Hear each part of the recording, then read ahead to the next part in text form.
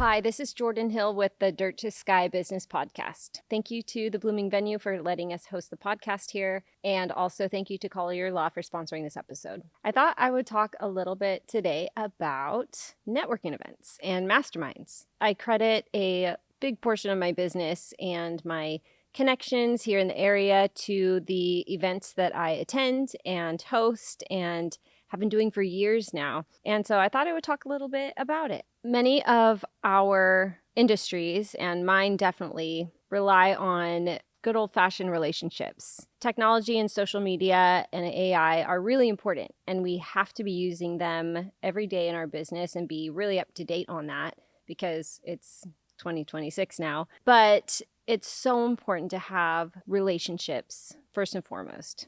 Meeting people face to face and making sure that we are genuine and authentic. And so attending networking events and mastermind groups are great for this. You can be in any industry and typically find an event or some sort of mastermind that's available to you that will build your business and that you can pour into others and also have them pour into you. So today I'm going to talk a little bit about these things, some things to consider, some differences between the different group types, some big picture mentalities that I want to share, and then also how to find these groups. And if you can't find one, how to start one. The biggest eye-opener for me was when I started hearing people say, I have tried to go to different networking groups, but I don't get any business out of it. And then also I have heard people say, I have thought about going to networking events, but I don't know how that will impact my business. And now,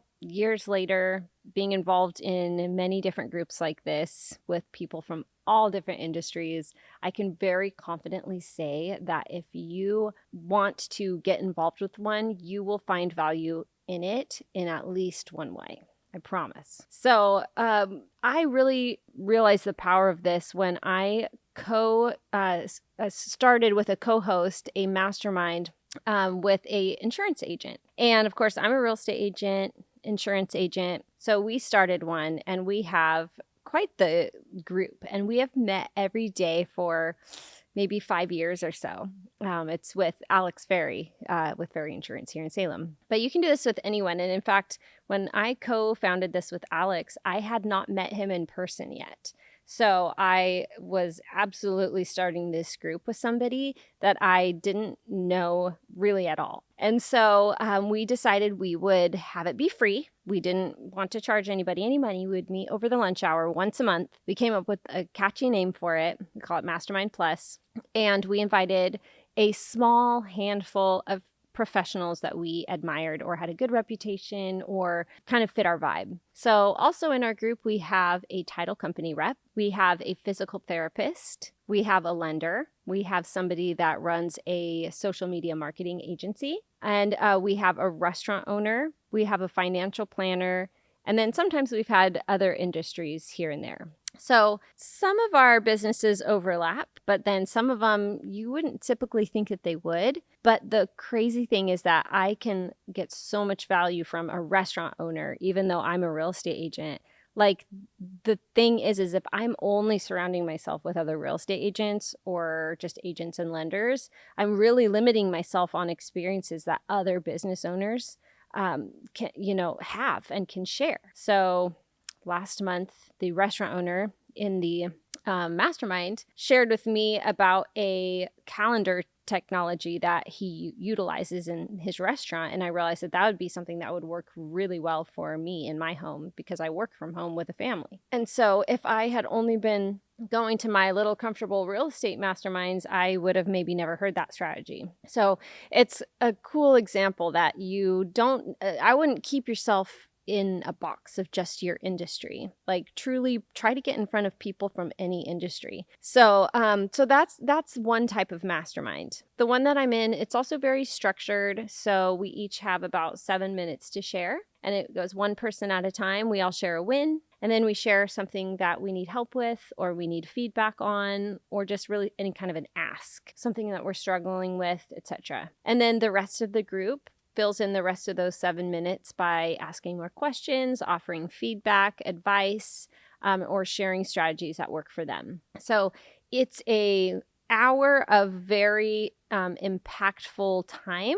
And I walk away with so much value every single month. And I can confidently say Mastermind Plus is the one that has moved the needle most for me as a business owner. Some networking groups are paid or, you come with a membership. And a lot of times those are meant very much to just send referrals to each other, which is great too. So those can sometimes seem intimidating, or you're not sure if it would be worth the money that you're paying.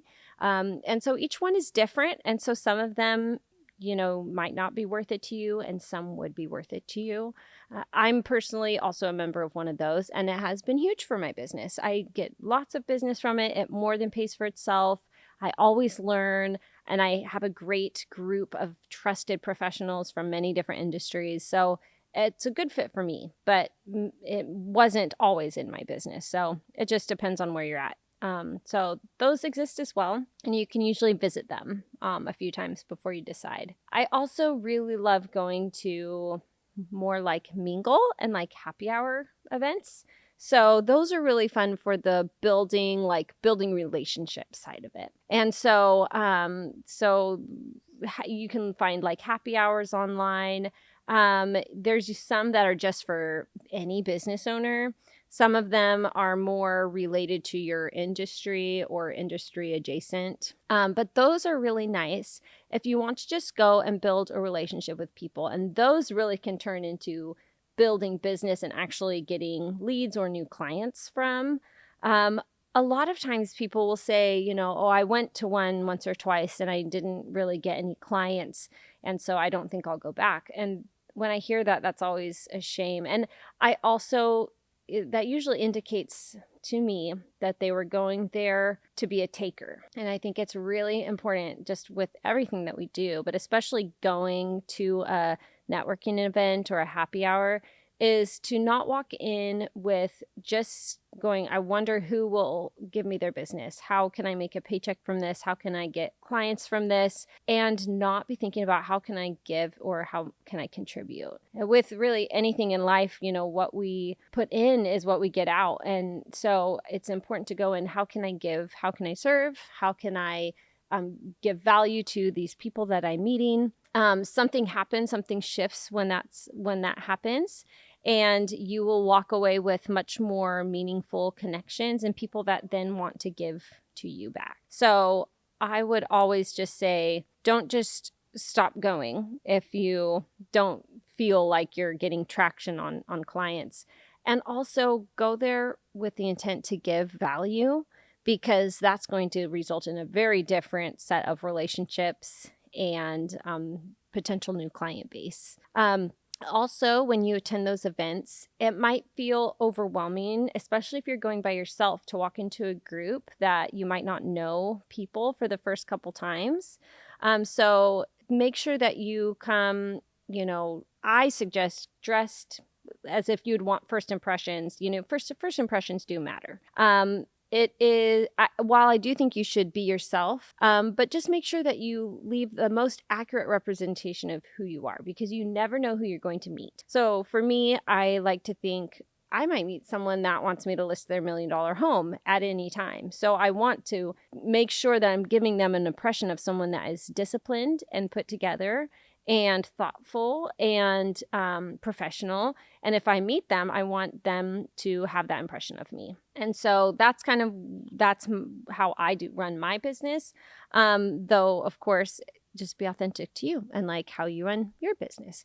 But be thoughtful, put thought into that. You do bring business cards, but business cards have a 90% throwaway rate in the first week.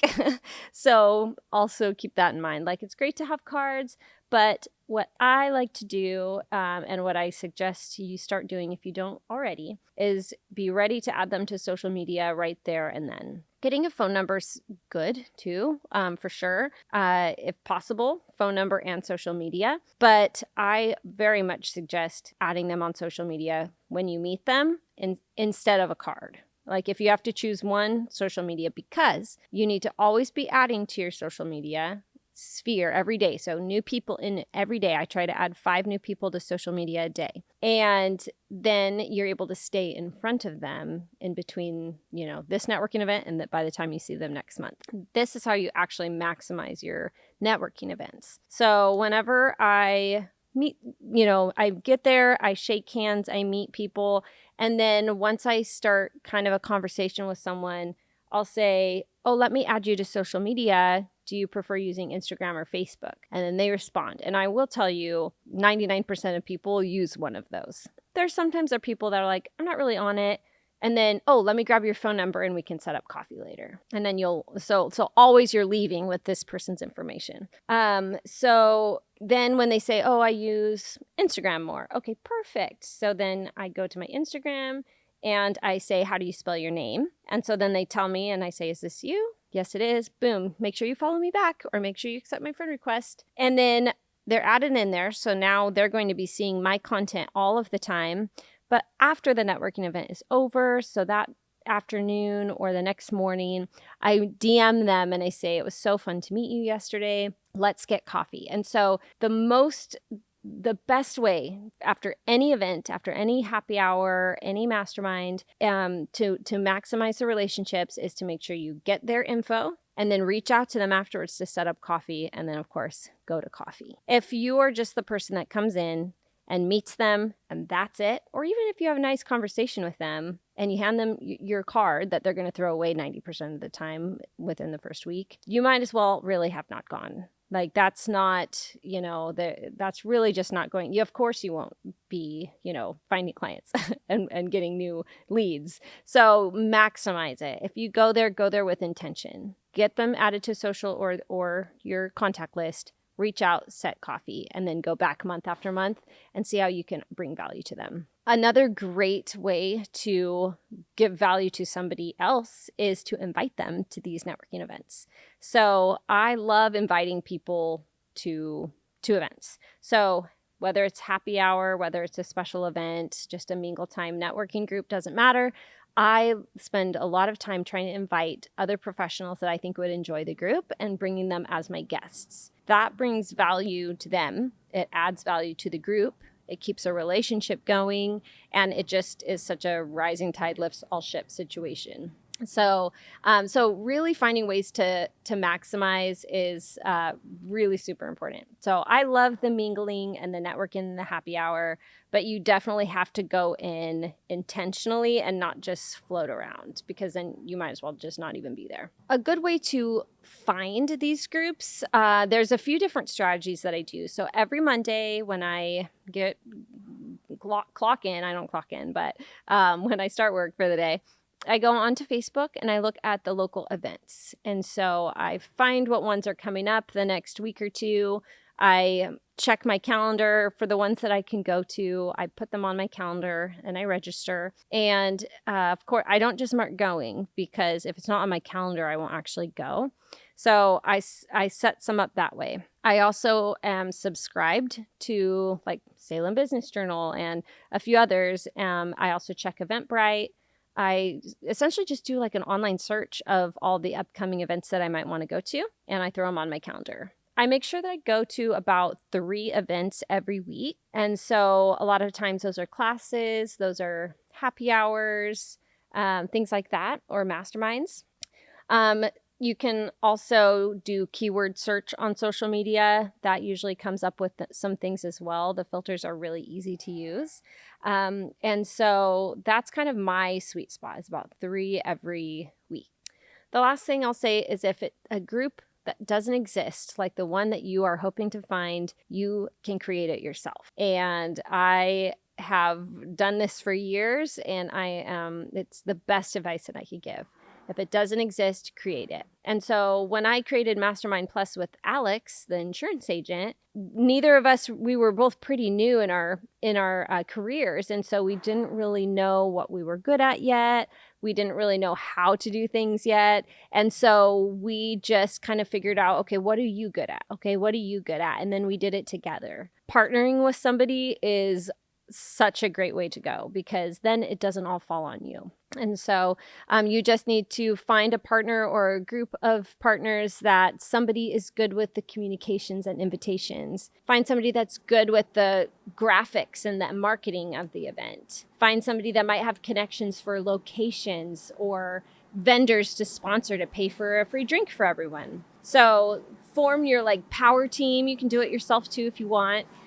Form your power team and then get it started. People really like consistency, so make sure you're ready to commit to it and do it consistently if it's a monthly or a weekly thing. They are so much fun to do, and so definitely reach out if you need any help or have any questions on how to start a networking or mastermind event. I hope some of these things help, and I will see you next time on Dirt to Sky Business Podcast. Thank you to the Blooming Venue and to Collier Law.